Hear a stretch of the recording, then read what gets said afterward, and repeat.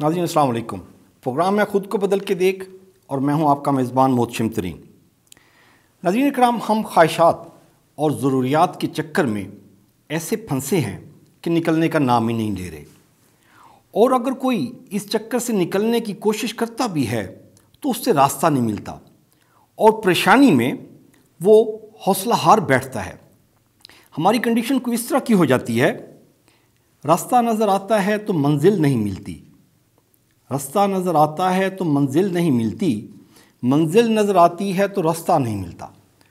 تو ہم پریشانی میں حوصلہ ہار بیٹھتے ہیں اور ہم کہتے ہیں کہ یہ ناممکن ہے۔ تو یہ پریشانی ہمیں اور اس گول گول چکر میں پھنسائی جاتی ہے۔ واصف صاحب فرماتے ہیں کہ پریشان انسان اس وقت ہوتا ہے جب اس کے دل میں کسی بڑے مقصد کے حصول کی خواہش پیدا ہو، لیکن اس کے مطابق اس کی صلاحیت نہ ہو۔ بڑے مقصد کے حصول کی خواہش ہو لیکن صلاحیت کم ہو، تو اس کے لیے پھر پریشانی سے بچنے کے لیے اسے چاہیے، سکون میں آنے کے لیے اسے چاہیے کہ یا تو وہ اپنی خواہش کو کم کرے یا اپنی صلاحیت کو بڑھائے۔ تو ان دونوں میں سے کوئی ایک کام کرے گا تو اس کی پریشانی کم ہو جائے گی۔ اس کو سمجھنے کے لیے ایسے دیکھتے ہیں کہ یہ ایک بچہ ہے، وہ میٹرک کے ایگزام میں اپیئر ہوتا ہے اور وہ خواہش کرتا ہے کہ اس نے بورڈ ٹاپ کرنا ہے، لیکن وہ بورڈ ٹاپ نہیں کر سکتا۔ تو وہ پریشان ہو جاتے ہیں کہ جی میری تو خواہش تھی کہ میں بورڈ ٹاپ کروں اور بورڈ ٹاپ نہیں کر سکا۔ تو اب جب وہ انٹر کے ایگزام کے لیے تیاری کرتا ہے اور خواہش کرتا ہے کہ جی میں بورڈ ٹاپ کروں گا، تو وہ میٹرک کے رزلٹ کو دیکھے، میٹرک کے ایکسپیرینس کو دیکھے، اس میں صلاحیت کم ہے تو اپنی خواہش کو کم کر لے۔ بورڈ ٹاپ کرنے سے وہ کہے گا کہ جی میں کالج ٹاپ کرتا ہوں، کالج ٹاپ کرنے سے نیچے آ جائے میں اپنی کلاس ٹاپ کروں گا، کلاس ٹاپ کرنے سے اور نیچے آ جائے کہ جی میں فرسٹ ڈویژن میں آ جاؤں گا۔ تو اس کو اپنی خواہش کو کم کرنا پڑے گا۔ تو اگر وہ کہتے ہیں کہ جی میں خواہش کم نہیں کرتا، تو پھر اس کو اپنی صلاحیت کو بڑھانا پڑے گا کہ وہ اگر 4 گھنٹے پڑھ رہا ہے تو اس کو 6 گھنٹے پڑھنا چاہیے، 6 گھنٹے پڑھ رہا ہے تو وہ 8 گھنٹے پڑھے گا، وہ اچھی بکس سلیکٹ کرے گا اور اچھے ٹیچر سے رابطہ کرے گا، گائیڈ لائن لے گا، تو اپنی صلاحیت کو بڑھائے گا۔ اسی صورت میں وہ پریشانی سے بچ سکتا ہے۔ ادروائز وہ اسی طریقے رہے گا، راستہ ملتا ہے تو منزل نہیں ملتی، منزل ملتی ہے تو راستہ نہیں ملتا، وہ پریشانی میں ہی لگا رہتا ہے۔ ناظرین، یہاں ہی ہمارا المیہ یہی ہے کہ جی ہم سب کچھ چاہتے تو ہیں، لیکن ساتھ یہ بھی چاہتے ہیں کہ جی ہمیں اس کی قیمت ادا نہ کرنی پڑے۔ وہ ایک زبردست شعر کا ایک مصرع ہے، کب اشک بہانے سے کٹی ہے شب ہجراں۔ اس کے لیے صرف اشک بہانے سے نہیں شب ہجراں کٹ جاتی، ہمیں ہمارے چاہنے سے کچھ بھی نہیں ہو سکتا جب تک ہم اس کی قیمت ادا نہیں کرتے۔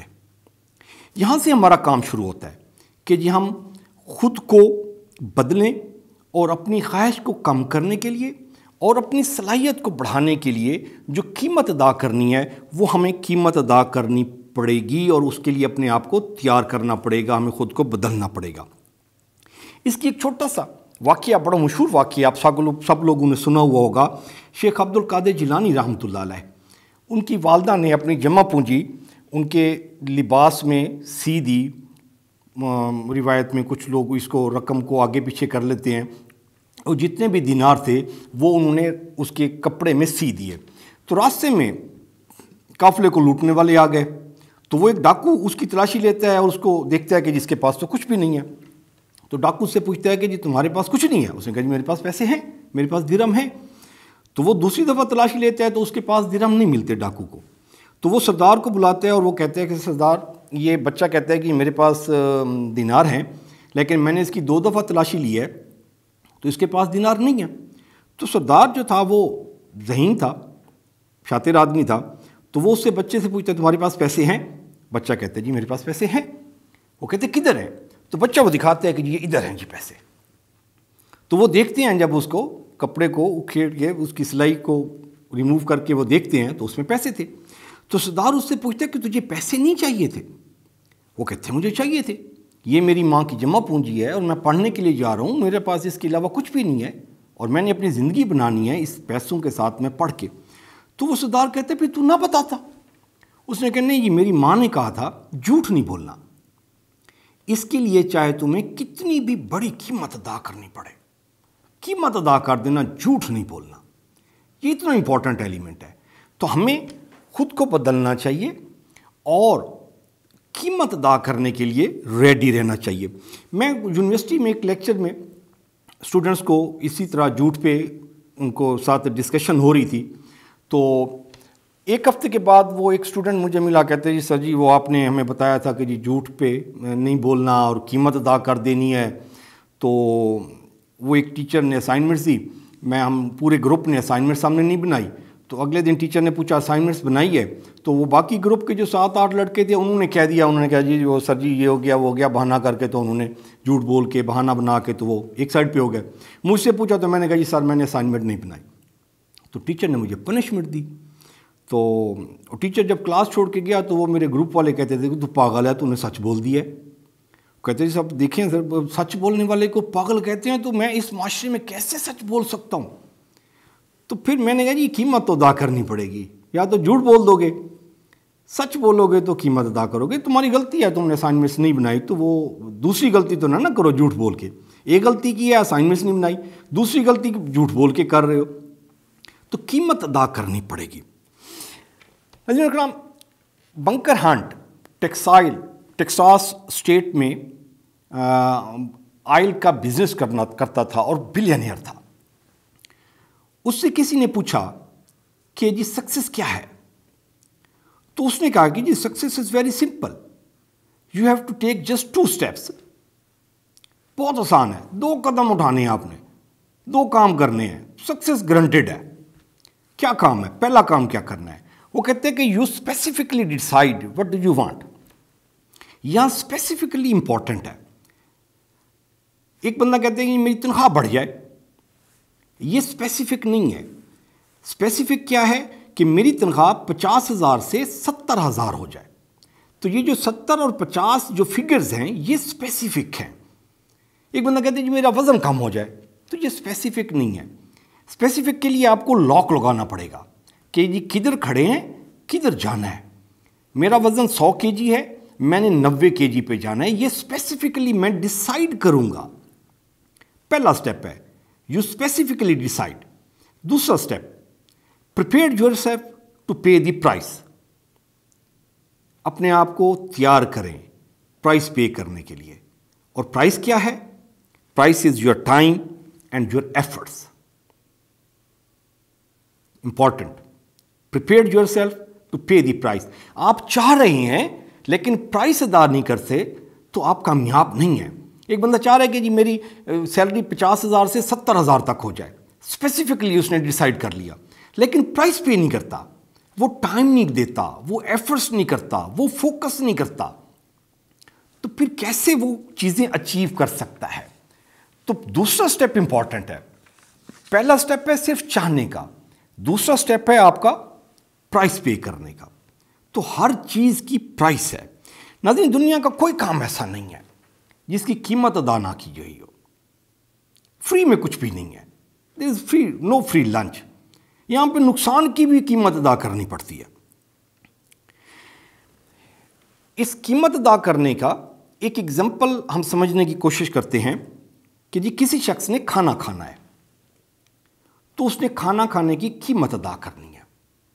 उस कीमत अदा करने के मैंने ऐसे सरसरी तौर पे उसको डिस्कस करते हुए मैंने 5 पॉइंट्स बनाए हैं कि 5 तरीके से उसकी कीमत अदा हो सकती है। अगर किसी बंदे ने खाना खाना है तो कीमत अदा करनी है, बगैर कीमत अदा किए खाना नहीं खा सकता कोई बंदा। उसका पहला तरीका ये है कि वो जाएगा होटल में, ऑर्डर देगा, खाना खाएगा, पैसे अदा करेगा, कीमत अदा की उसने।